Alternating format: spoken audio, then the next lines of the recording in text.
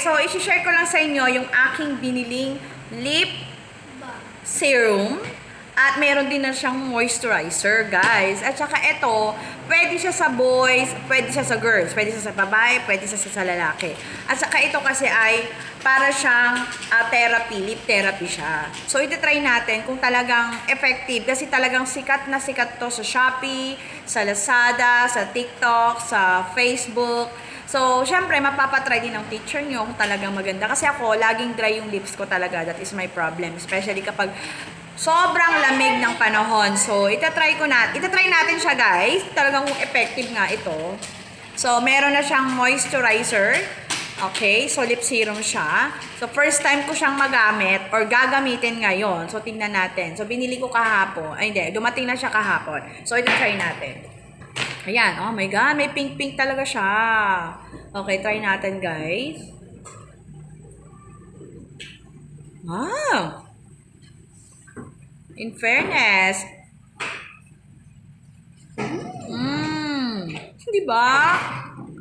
Effective nga!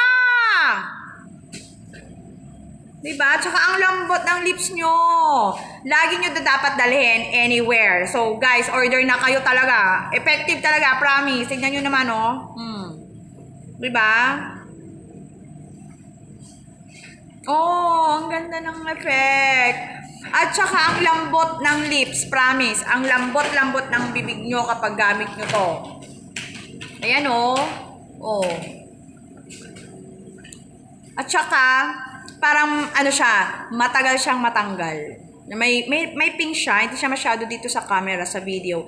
Pero, sa personal, medyo pinkish siya. Parang may lipstick na rin konti, di ba? Di ba? Looking fresh si teacher. Ayan.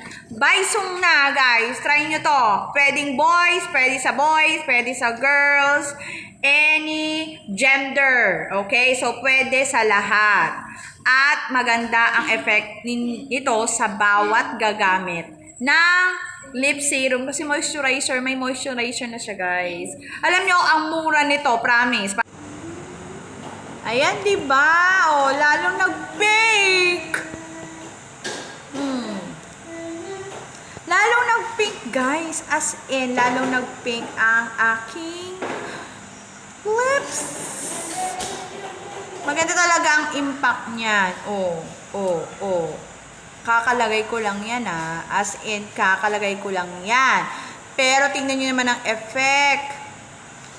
Ganda. Pwede pa try. Diba? Parang natural na lang yung lips nyo. Kaya ako sa inyo, go!